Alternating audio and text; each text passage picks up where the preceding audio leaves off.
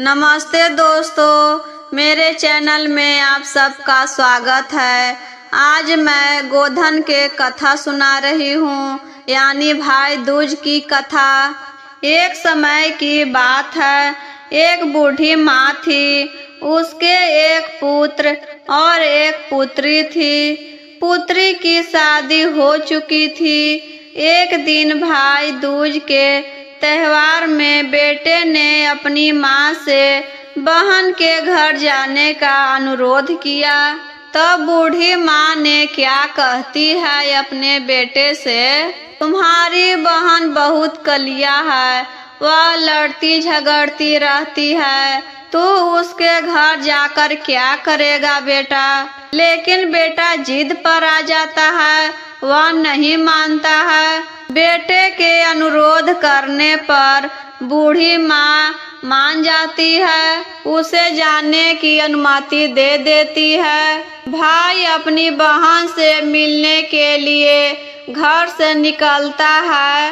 रास्ते में उसे एक नदी मिलती है। नदी बोलती है, मैं तेरा काल हूँ, तुझे पानी में डुबा देंगी। तब भाई कहता है, मैं कई साल बाद अपनी बहन से मिलने जा रहा हूँ। उससे मिलने के बाद फिर वापस आते वक्त मुझे डुबा देना। तो नदी मान जाती है और उसे रास्ता दे देती है। थोड़ा आगे बढ़ता है तो रास्ते में उसे सर्प मिलता है। सर्प बोलता है, मैं तुम्हें डसूंगा। तब भाई कहता है, पहले मुझे अपनी बहन से मिलकर टीका लगवा लेने दो, फिर तुम मुझे डस लेना। सर्प भी उसे रास्ता दे देता है। अब वह आगे बढ़ता है। आगे जंगल में उसे एक शेर मिलता है। शेर कहता है, मैं तुझे खाऊंगा।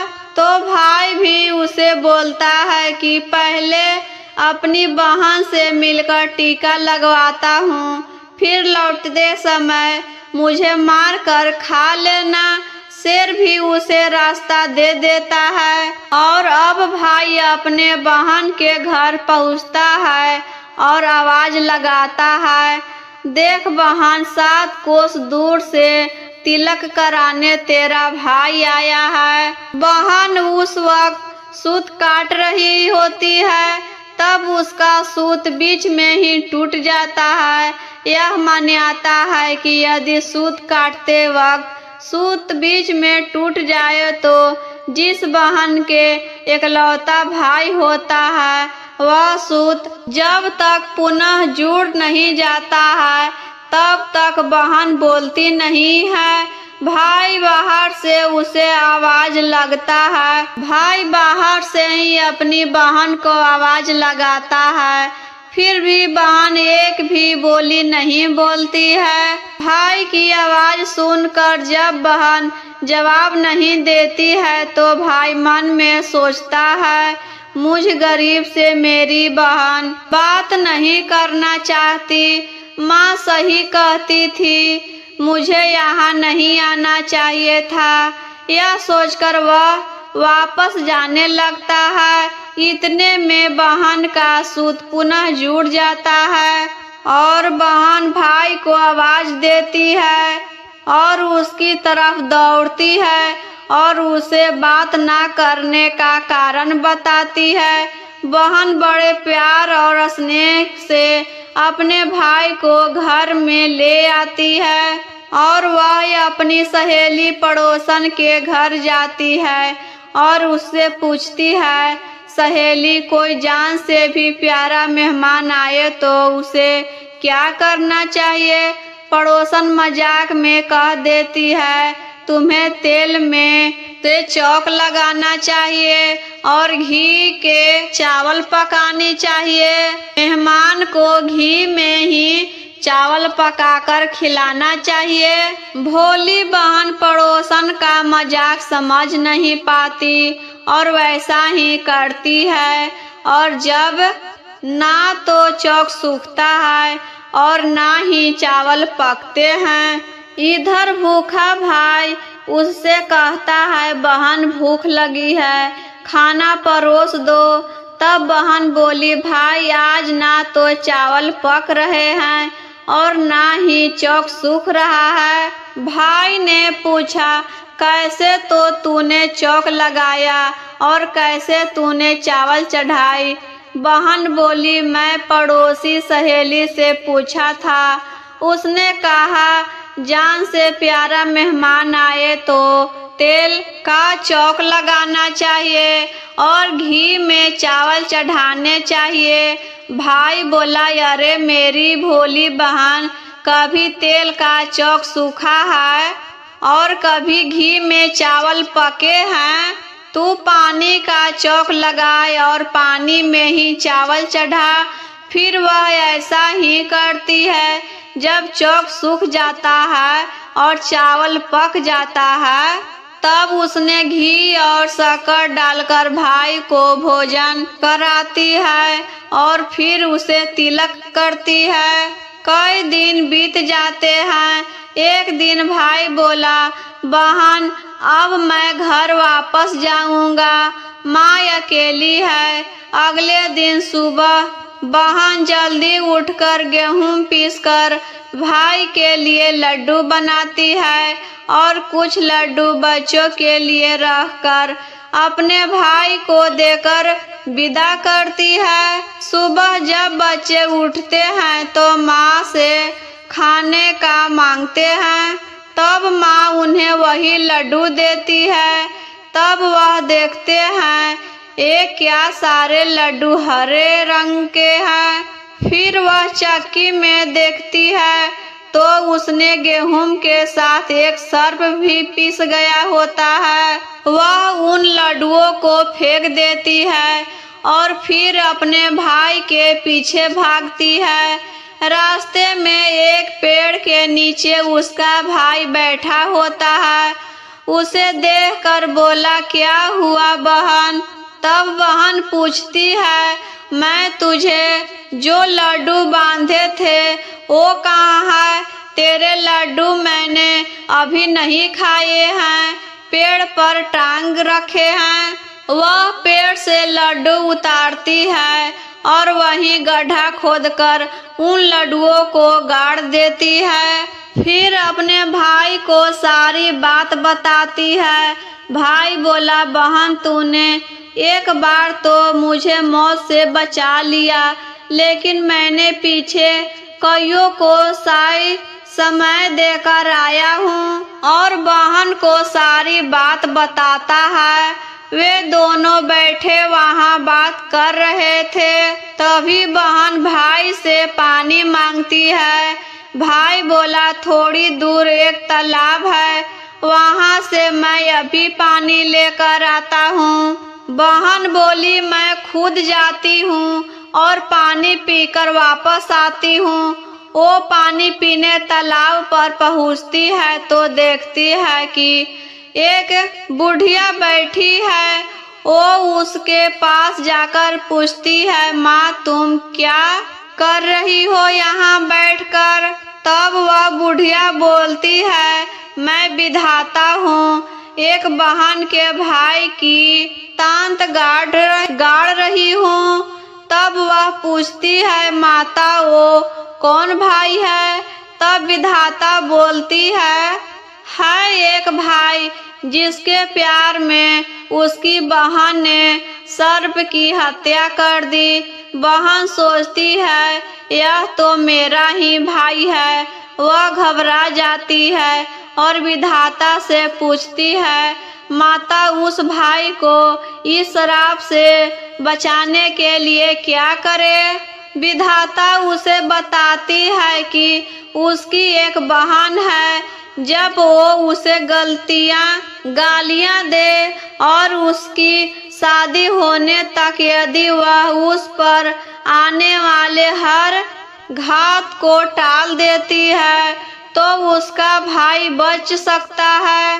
वो तुरंत अपने भाई के पास जाकर वह तुरंत कहती है भाई मैं तुझे माँ के घर तक छोड़ने चलूंगी, लेकिन रुक मैं अभी आती हूँ।